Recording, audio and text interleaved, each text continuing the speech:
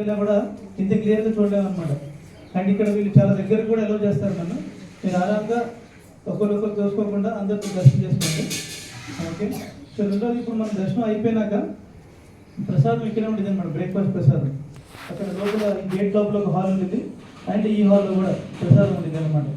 ప్రసాదం తీసుకున్న తర్వాత ఇక్కడ నుంచి మనం ఒక 1 కిలోమీటర్ నడవాల్సి వస్తుంది. ఇంకా బస్సులుగా లాస్ట్ స్టాప్ అనమాట.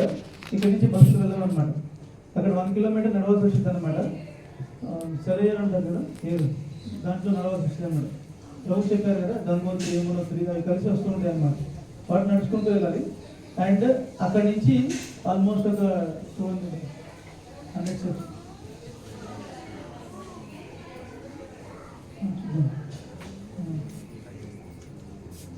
ఈ టెంపోస్ ఉంటాయి కదా, అవి కావాలంటే ట్రై చేస్తారు. అది వాళ్ళు వెతుకోలేదండి. చిన్న చిన్న జీపులు అయితే వెళ్తాయి అనమాట. అవి ఏమైనా దొరికితే ఎవరైనా నడవలేరో వాళ్ళు ఒకవేళ అవైలబిలిటీ ఉంటే అనౌన్స్ చేస్తాము, వాళ్ళు రావచ్చు. లేకపోతే ఇక్కడే కూర్చొని బద్రీనాథ్ దగ్గర ఆయనతో పాటు తపస్సు చేయొచ్చు అనమాట.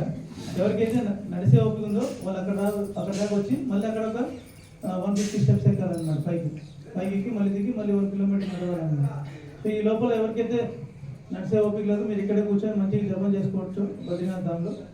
అండ్ ఇక్కడ ఇది అయిపోయినాక మనం ఇక్కడ నుంచి కేదార్నాథ్ వెళ్తాం అనమాట. కేదార్నాథ్ ఇక్కడ నుంచి ఒక 10 kilometers. సో అక్కడ కూడా మొత్తం పర్వతమే అనమాట. అక్కడ డోలీలు ఉంటాయి, ఒక 10-15 డోలీలో మోసుకెళ్ళేవాళ్ళనమాట. వాళ్ళు